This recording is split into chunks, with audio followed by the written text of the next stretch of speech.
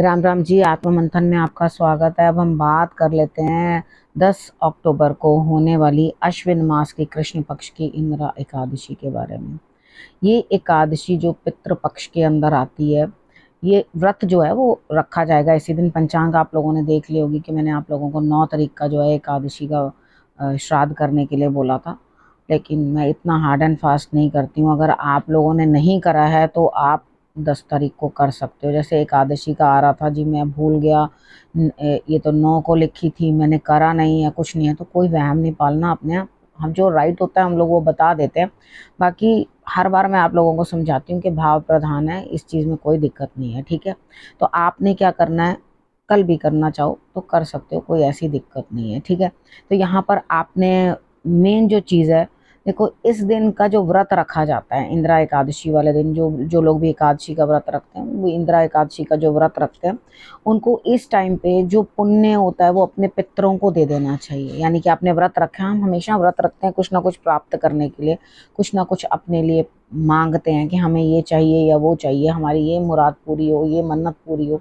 कितनी बार होता है कि कुछ लोग कुछ भी नहीं मांगते और किसी भी चीज़ को जो है वो ईश्वर से नहीं मांगते हैं, बस ऐसे ही उनकी प्रसन्नता के लिए रख लेते हैं। लेकिन जब कभी भी इस तरह का कोई समय आता है कि हमें अपना पुण्य किसी और को देना होता है, तो वो भी हमें सज्ज रहना चाहिए। अगर हम यहाँ पे अपने पितरों को जो है अपना व्रत जो है समर्पण कर देते हैं, अब उसका पुण्य जो है उनको दे देते हैं, तो हमारे पितृ भी जो हैं वो सुख से रह सकते हैं।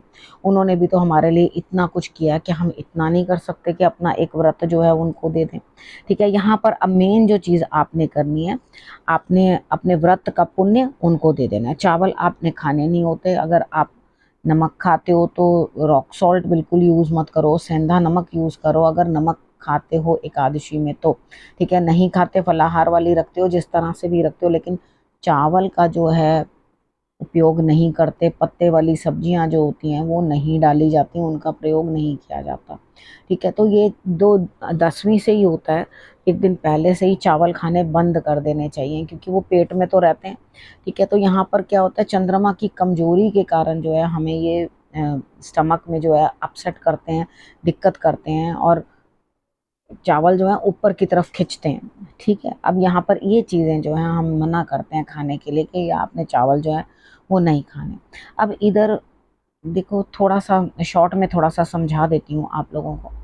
तो इधर नारद मुनि राजा इंद्रसेन के पास जाते हैं और वहाँ जाकर के उनको कहते हैं कि भाई मैंने तो आपके पिता को जो है परेशान देखा है, तो वहाँ पर वो दिक्कत के अंदर हैं, तो आप उनके लिए कुछ करो। उन्होंने कहा मैं क्या करूँ?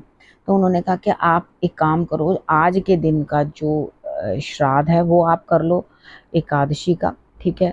और उसका व्रत जो आप कर रहे हो, व्रत करके अपने पितरों को जो है उसका पुण्य प्रदान कर दो। अगर आप उसका पुण्य जो है उनको प्रदान कर दोगे तो डेफिनेटली उनके लिए जो है रास्ता आगे खुल जाएगा। अब उधर उन्होंने बोला ठीक है मैं ऐसा ही करता हूँ, तो उस दिन का व्रत रखा।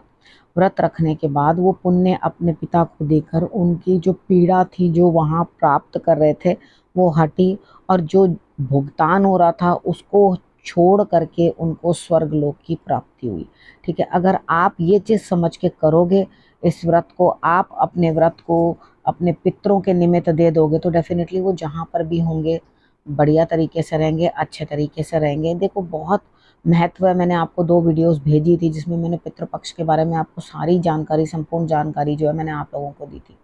इस समय का जो है बड़ा महत्व होता है हमारे लिए। अगर कुछ भी दिक्कत लगे, अगर आपको प्लेलिस्ट में जाना और वो वहाँ से 2 वीडियोस हैं जिसमें डिटेल्ड आपको मैंने जानकारी दे रखी है, उनको आप देख लेना और उसके हिसाब से जो है आप अपना जो है जिस तरह से भी आपने अपना श्राद्ध पक्ष करना है उस तरह से करें। लेकिन इस समय का बहुत भरपूर फ़ायदा उठाएं। देखो घर में कलेश होता हो, बच्चों की शादी ना होती हो, संतान उत्पत्ति ना हो रही हो, या कोई भी दिक्कत घर के अंदर आ रही हो, पितृपक्ष में ये जो हम पूजा अर्चना करते हैं, जिस तरह से भी हम ये पितरों के निमित्त कार्य करते हैं, उससे बहुत ही लाभ होता है, ठीक है।